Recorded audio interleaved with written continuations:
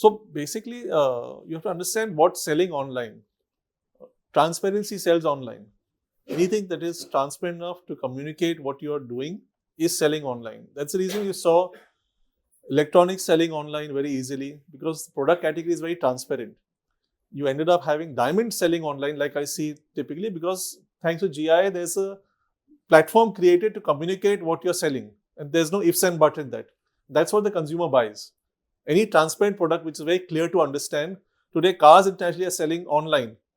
I'm sure you've heard of Mercedes moving their entire base now to online in India also. So they are signing out of the dealerships in India to sell online.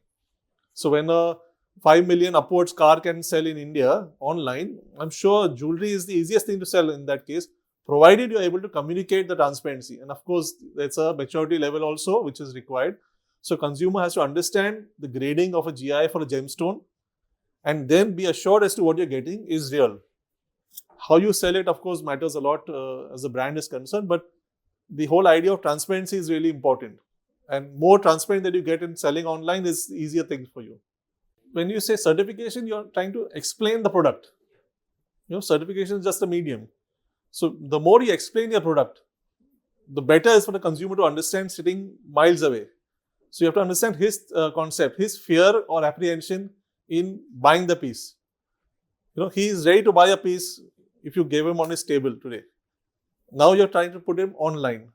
Because of the geographical reach, you can actually connect with the consumer in Dubai or Singapore or Hong Kong and sell your gemstone sitting in Bombay. That's what is the whole thing. So you communicate on a platform which is universal. A GI gives you an international platform that my certificate is valid in Hong Kong and in Gold Souk, Dubai, hypothetically.